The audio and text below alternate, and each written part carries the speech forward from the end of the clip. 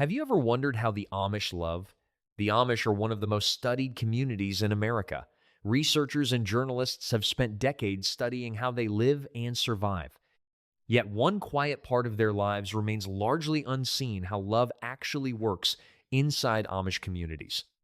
Bundling boards. The first habit begins not with a rule, but with a piece of wood. Bundling, known across Pennsylvania Dutch communities as nachtvryen, was a courtship practice in which an unmarried couple spent time together in the same bed, fully clothed, sometimes separated by a wooden board placed down the center between them. To an outside observer, this sounds like the opposite of privacy, but that reading misses the point entirely. Bundling existed because in Amish daily life, there were almost no opportunities for two people to be genuinely alone. Supervised visits in the family parlor, Sunday church gatherings, shared farm work, none of these created the space for two people to actually know each other. The bundling board gave them that space, private, contained, and belonging entirely to them. Historians have documented bundling as a widespread practice across Old Order communities in Pennsylvania and Ohio through the 19th century and well into the 20th. What it established and what every habit after it reinforces is a single foundational principle. What passes between two people who are discovering each other is not community property. No engagement announcements. In most cultures, an engagement is an announcement. There is a proposal, a ring, a dinner, a series of moments designed to push the news outward into the world as quickly and as widely as possible. The Amish do none of this. When a couple in an Amish community decides to marry, they tell almost no one. In many districts, even the parents are not formally informed until the couple is ready for the church announcement, which typically comes only 6 to 8 weeks before the wedding itself. That announcement, called the publishing, happens during a Sunday service. The bishop reads the couple's names aloud to the congregation. That is the moment the relationship becomes public knowledge. Not a day before. Before that Sunday, the community may suspect. They may notice certain patterns: a young man's buggy parked near a particular farm on Sunday evenings, a young woman's behavior at church. But suspicion is not confirmation, and in Amish social culture, suspicion is never spoken aloud. To name what you think you see is to intrude on something that has not been offered to you. The couple moves through their entire courtship, sometimes lasting a year or more, without a single public acknowledgement that anything is happening at all. Restricted conversation. This habit is one of the least understood from the outside and one of the most consistently maintained from within. In Amish public life, at church, at community gatherings, at shared work events, unmarried men and women do not engage in extended, casual conversation with one another. This is not a written rule. It does not appear in any printed code of conduct, but it is observed consistently across Old Order communities throughout Pennsylvania, Ohio, Indiana, and beyond. The reasoning is not suspicion. It is not a belief that young people cannot be trusted. It is something quieter than that. The Amish understand that romantic interest, once made visible in public, becomes subject to community commentary. And community commentary, however well-meaning, changes the thing it touches. It adds weight to something that is still forming. It creates expectation before there is anything solid enough to hold expectation. By restricting casual public interaction between unmarried men and women, the community removes the stage on which early attraction would otherwise perform itself. What develops between two people develops privately, quietly, and entirely on their own terms. The prohibition. Once a couple is married, the privacy does not relax. In many ways, it deepens. One of the most consistently documented habits across Amish communities is the strong cultural prohibition against discussing marital difficulties with family members, including parents and siblings. This is not a formal rule enforced by the bishop. It is a deeply internalized norm, passed down through observation and expectation. The belief behind it is straightforward. A marriage is a covenant between two people and God. What strains it, what tests it, what threatens it belongs inside it. To carry those difficulties outward to a mother, a brother, a friend, is understood as a form of disloyalty, not just to the spouse, but to the marriage itself. Researchers who have interviewed former Amish members and community insiders consistently note this pattern. Couples who are struggling do not reach outward. They reach inward through prayer, through conversation with each other, and in some cases through quiet counsel with the bishop, who holds that confidence absolutely. The outside world has therapists, mediators, family interventions.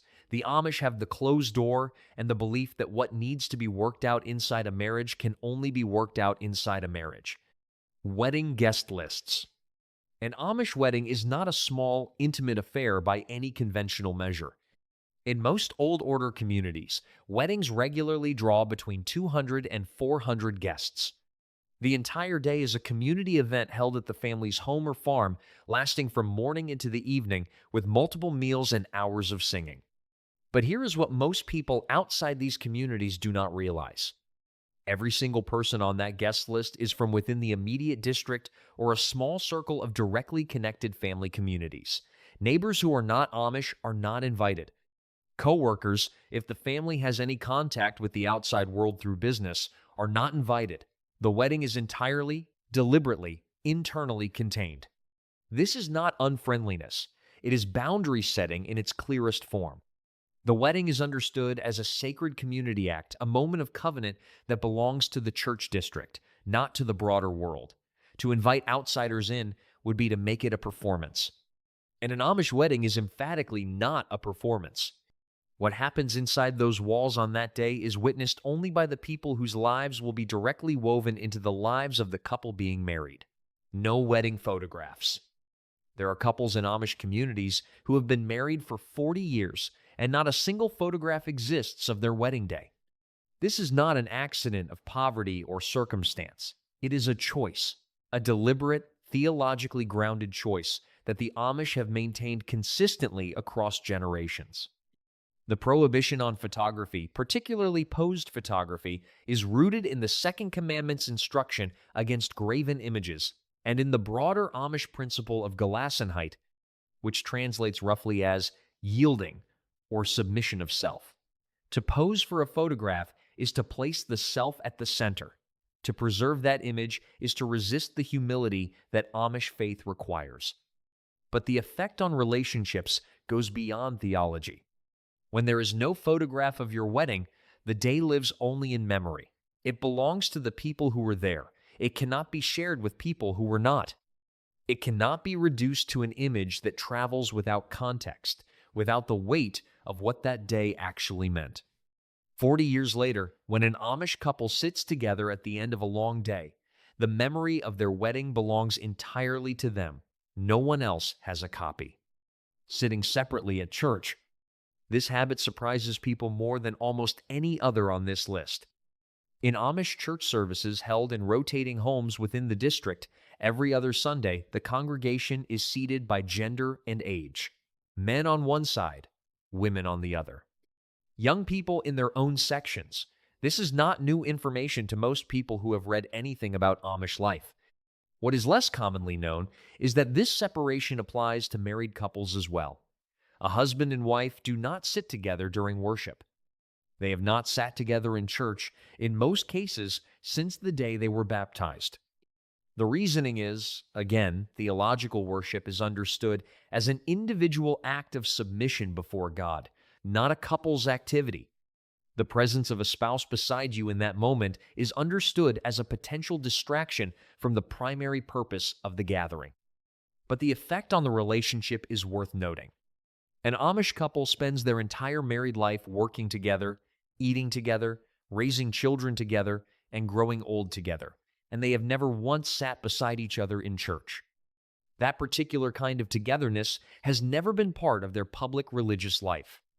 There is something in that separation that says, we do not need to perform our bond in every space we occupy. It exists whether or not anyone can see it. Financial arrangements. Money in Amish marriage is a deeply private matter.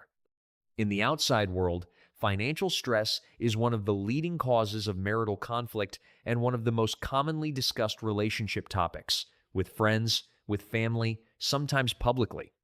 People share their salaries, their debt, their savings goals. Financial life has become, in many cultures, semi-public. In Amish communities, financial arrangements within a marriage are considered entirely internal. How income is managed, how land is transferred between generations, how a couple navigates a bad harvest or a business difficulty, none of this is discussed outside the household. This norm is reinforced structurally. Amish communities operate on a cash economy with minimal external financial infrastructure. There are no joint accounts visible to outside institutions, no credit histories in the conventional sense, no public financial records.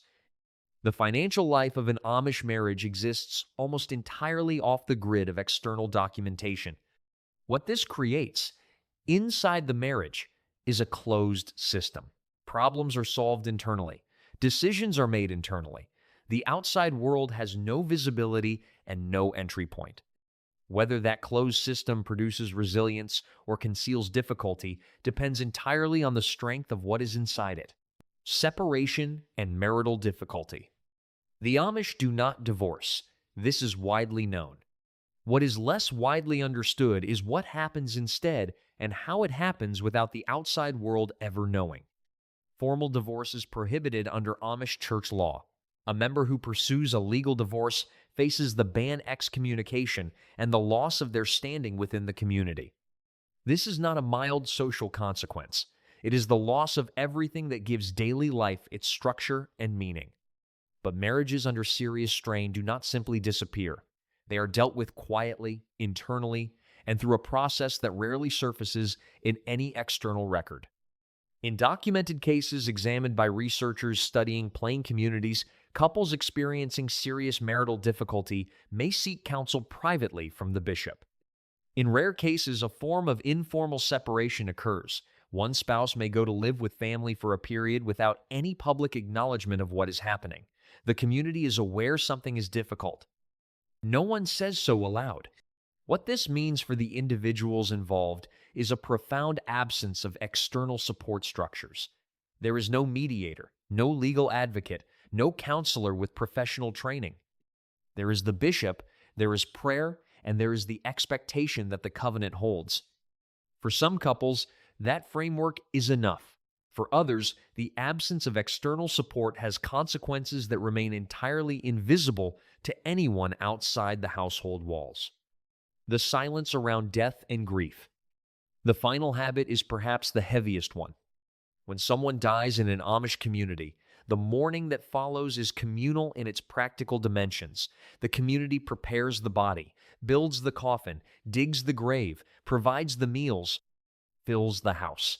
This collective care is genuine and immediate.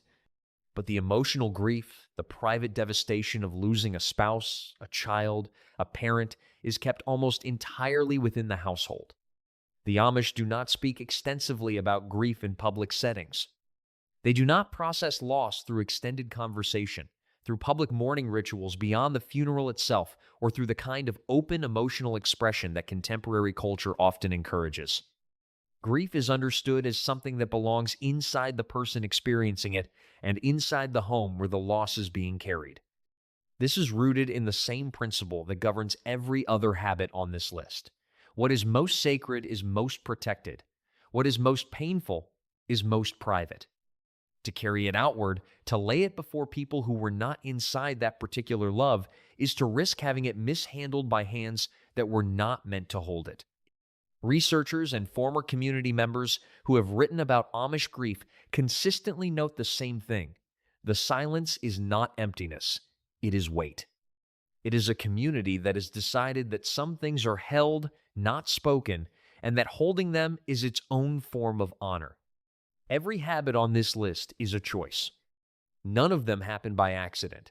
None of them persisted across generations because no one thought to change them. Each one was maintained deliberately, collectively, and with a clear understanding of what it was protecting. The bundling board, the unpublished courtship, the wedding with no photographs, the financial life no one sees, the grief that stays inside the walls of the home where it was born. Each of these habits points to the same belief, that the most important things in a human life, love, commitment,